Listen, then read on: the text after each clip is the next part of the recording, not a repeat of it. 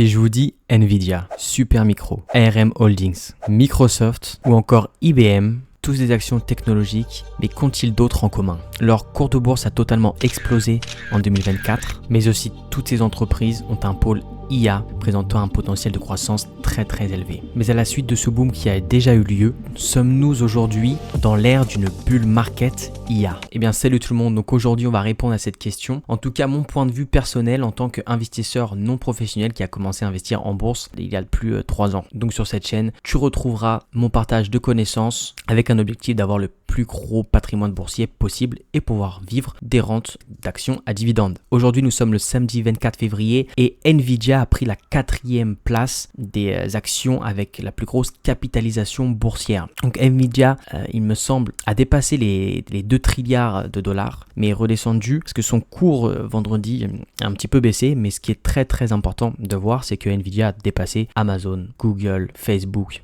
Meta Platform, Berkshire Hathaway, Eli Lilly et toutes ces grandes entreprises, tout simplement dû à ces excellents résultats. Donc qu'est-ce qu'est une bulle financière? C'est tout simplement une hausse très importante, excessive d'actifs financiers. Donc ici en l'occurrence on parle d'actions, donc un groupe, pas uniquement une action mais plusieurs actions. Donc comme vous pouvez le voir à l'écran ici, on peut voir les performances boursières des entreprises faisant partie du Nasdaq. Donc le Nasdaq c'est l'indice de référence des entreprises technologiques. Donc on peut voir par exemple Microsoft à 60%, Google 56%, Meta 181%, Nvidia 236%, ASML 45%, AMD 118%, Intel 66%. Donc on peut voir qu'il y a eu une explosion des entreprises travaillant dans le secteur de l'IA. La question qu'on pourrait se poser c'est voilà, sommes-nous du coup à un trop haut comme par exemple lors de la bulle .com et du coup ces entreprises sont-elles trop survalorisées? C'est une question que je vais essayer de répondre. En tout cas je vais donner mon point de vue. Donc pour commencer, je vous ai expliqué auparavant ce qu'était une bulle boursière. Donc tout simplement, avant de commencer de parler est-ce que nous sommes dans une bulle ou non, il faut comprendre qu'avec l'IA on rentre dans un nouveau cycle d'innovation. Il y a eu 6 grands cycles de l'innovation. Donc le premier ça a été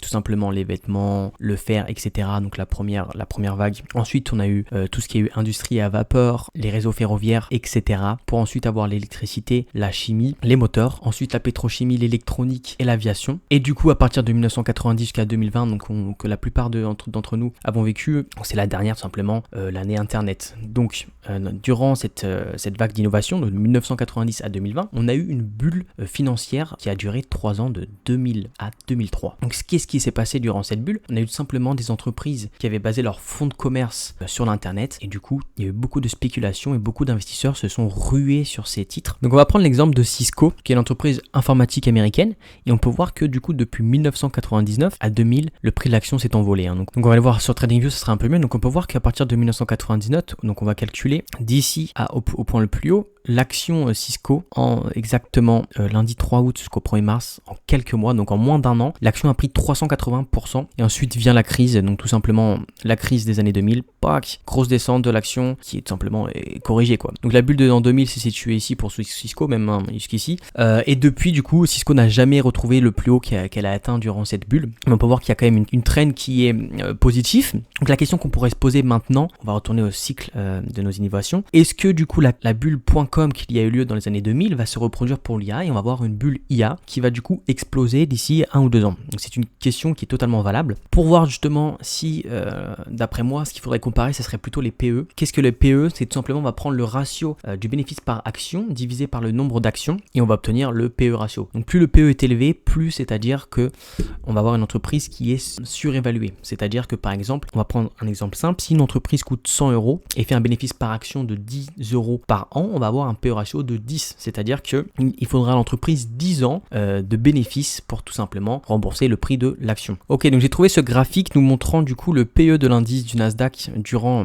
la bulle .com. Le PE est représenté du coup en pointillé rouge, on avait atteint un PE de 75, donc c'est-à-dire si une entreprise coûtait 75 $, son bénéfice par action était de 1 $, donc c'est-à-dire qu'il fallait 75 années avant de rembourser tout ça. Donc du coup on va aller vérifier le PE actuel du Nasdaq, voir si actuellement on est à des niveaux aussi hauts. Ici on peut voir qu'on est justement sur un PE de 34 pour le Nasdaq. Un an auparavant on était quand même à 24, donc on a pris quand même 10 points en moins d'un an. Donc c'est quand même énorme, mais c'est vrai qu'avec un PE de 34, on est sur des évaluations 2 fois moins élevées que durant la bulle .com. Donc ce qui va être intéressant maintenant qu'on a vu ça, c'est qu'on pourrait se dire qu'en fait on est quand même assez loin tout simplement de surévaluer les actions, en tout cas concernant l'IA. C'est tout simplement que les résultats ont été incroyables, des entreprises IA, chiffre d'affaires, résultats nets, etc. Mais du coup, on va prendre un cas plutôt isolé, on va aller voir du côté de Nvidia, donc ça va être très intéressant. À l'heure actuelle où je vous parle, donc avec un prix d'action de $788, le PE est de 66 pour Nvidia, donc c'est quand même assez élevé, mais en fait, on va voir par la suite que c'est pas si élevé que ça d'avoir une action comme Nvidia qui est à ce prix-là, avec une capitalisation boursière aussi haute. On va aller voir du coup les résultats de Nvidia année par année. On va parler en résultats nets. Donc on voit qu'en 2020, ils avaient un résultat net de 2700 et en 2024, ils ont fait 29 000. Donc ils ont simplement multiplié par 10 leur résultat net en 4 ans. Donc je connais très peu d'entreprises qui ont fait des résultats comme ça. Et si on regarde du coup les prévisions pour l'année suivante, on est sur une prévision de 56 milliards. Donc ça va presque doubler par rapport à l'année actuelle. Donc c'est donc pourquoi le prix s'est totalement envolé. Et si on regarde du coup 2026-2027, Nvidia va continuer à progresser. Donc ce qui peut être intéressant, si on prend par exemple en compte le PER, donc je sais pas s'il est, il va être en haut, voilà, on va le retrouver là ici. En fait pour Nvidia, s'ils valident leurs chiffres et que le prix reste le même, on va se retrouver avec un PE ratio de 34, ce qui est vraiment pas énorme pour une entreprise à croissance. Et donc du coup d'ici 2027, sans augmentation de prix de cours, on va se trouver avec un PER de 25, ce qui est pas énorme en fait finalement. Donc est-ce que du coup on est sur un crack, sur une bulle? Moi je pense pas, je pense vraiment qu'il y a une opportunité avec l'IA. Donc voilà, comme dit auparavant, en fait on entre dans un nouveau cycle d'innovation et là il y aura tout simplement un virage à prendre. Les entreprises vont devoir du coup innover pour rester dans l'air du temps, pour pouvoir être toujours les meilleurs. Il y a des entreprises comme Microsoft qui arrivent très bien, ça fait très longtemps qu'ils sont les meilleurs dans leur domaine, Google, Meta, etc. Et Nvidia, bon voilà, on va dire c'est un petit nouveau qui vient d'arriver, ce nouveau cycle d'innovation. Mais il n'y a pas que Nvidia, hein. Il y a Supermicro, etc. Il y a pas mal de nouvelles entreprises, donc pour moi on n'est pas forcément dans une bulle. Après la question, faut-il investir maintenant? Est-ce que l'action est trop chère? C'est une question très difficile à prendre, mais je ne pense pas qu'on soit à des niveaux de surévaluation de stock très élevés. Après, il faut faire toujours attention à l'effet psychologique du FOMO, qui signifie Fear of Missing Out, donc en français, la peur de rater le train, etc. Donc on voit une action qui fait que de monter en flèche. Il faut faire bien sûr attention de ne pas penser ah mince, j'ai raté le train Nvidia, il faut que je saute dedans. Avant d'investir dans chaque action, il est primordial d'avoir fait des analyses auparavant,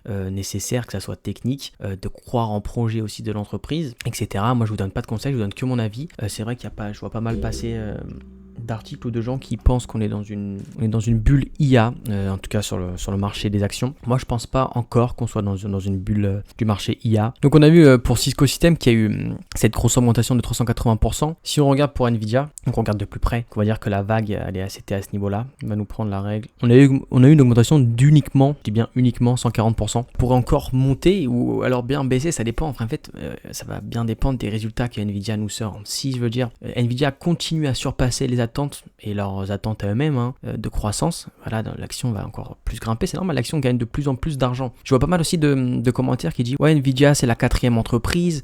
Si on regarde par rapport à Amazon, Google ou etc., elle fait beaucoup moins de profit. Ok, très bien. Donc on va regarder. Donc là on voit Nvidia, tac, résultat net du coup 2023 avec 30 milliards. On va aller voir par exemple, regardons Google, donc Alphabet, Google, hop, tac, finance. Voilà, Google a fait 73 milliards et c'est prévu pour 2024 d'être à 84 milliards. Nvidia, il a prévu d'être à 56 les gars, 56 milliards. Et en 2027, 79 milliards. Donc en 3 ans, il va rattraper Google.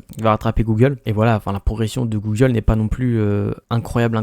Donc oui, ce sera toujours un peu plus que Nvidia, mais en fait, on attend tellement d'Nvidia, on attend beaucoup plus que Google, qu'il est possible que Nvidia passe Google d'ici 3-4 ans. Bien sûr, ce sont que des estimations. Est-ce que le marché pense, ça se trouve, ça va jamais se réaliser. Si on prend par exemple le résultat d'Amazon, Amazon a fait 30 milliards l'année dernière, en 2023. Nvidia, il est déjà à 29. Donc c'est-à-dire que Nvidia et Amazon font exactement le même résultat net actuellement. Donc c'est donc normal que Nvidia, qui a plus de potentiel de croissance, dépasse Amazon en termes de capitalisation boursière. Moi, je vois pas d'inconvénient. Donc voilà, donc c'était tout, c'était mon avis. Je voulais donner mon avis concernant la bulle IA. Moi, je crois pas vraiment qu'on soit dans une bulle pour l'IA. On verra, ça se trouve, j'aurais totalement tort. Comme je l'ai dit au début de vidéo, moi je suis un amateur qui investit en bourse, etc. Et du coup, je me pose de plus en plus la question à acheter des actions Nvidia. Si on regarde mon portefeuille actuellement en termes de technologie, comment je suis exposé à l'IA. Donc voilà, donc je suis exposé à l'IA par Microsoft, Meta, Broadcom, on va dire, ce qui me fait un total de 6%, de 7%.